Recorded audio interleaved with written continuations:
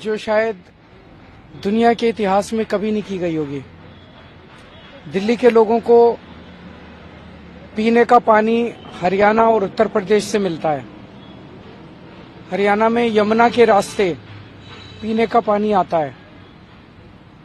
Bharatiya Janata party की हरियाणा की सरकार ने दिल्ली में यमुना से आने वाले पानी में जहर मिला के भेज दिया है। ये तो हमारे दिल्ली जल बोर्ड के इंजीनियर्स का कि उन्होंने पकड़ लिया। उन्होंने दिल्ली के बॉर्डर पे ही वो पानी रोक दिया और उस पानी को दिल्ली के अंदर नहीं आने दिया। अगर वो पानी दिल्ली के अंदर आ जाता और पीने के पानी में मिल जाता, दिल्ली के अंदर ना जाने कितने लोगों की मौत हो जाती। एक मास जेनोसाइड हो जाता दिल्ली के अंदर अगर ये पानी जो भारतीय जनता पार्टी की हरियाणा सरकार ने दिल्ली में भेजा है, इसके अंदर उन्होंने ऐसा जहर मिला के भेजा है जिसका दिल्ली में जो वाटर ट्रीटमेंट प्लांट्स हैं उसमें भी उसकी सफाई नहीं हो सकती। और इसकी वजह से लगभग 1/3 दिल्ली के अंदर पीने के पानी की कमी हो गई है। मैं दिल्ली के लोगों को ये कहना चाहता हूँ कि इस किस्म की राजनीति बिल्कुल नहीं होनी चाहिए और ये बहुत गंदी राजनीति है।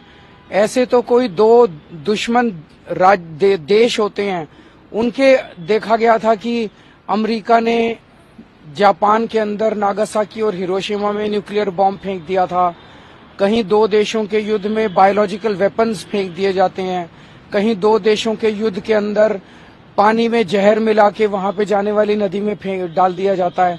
इस तरह से तो दो देशों के युद्ध के अंदर हम लोगों ने इस तरह के काम देखे थे।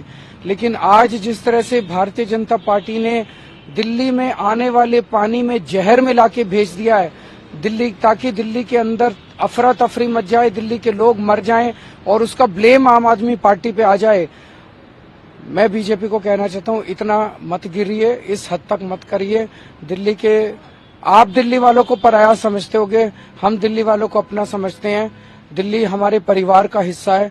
मैं दिल्ली के लोगों को कहना चाहता हूं, मैं आपके साथ खड़ा हूं और कोई भी आपके ऊपर किसी भी तरह की अड़चन नहीं आने दूंगा और आप निश्चिंत रहिए। कोई बातचीत हुई सरकार से, हरियाणा सरकार से?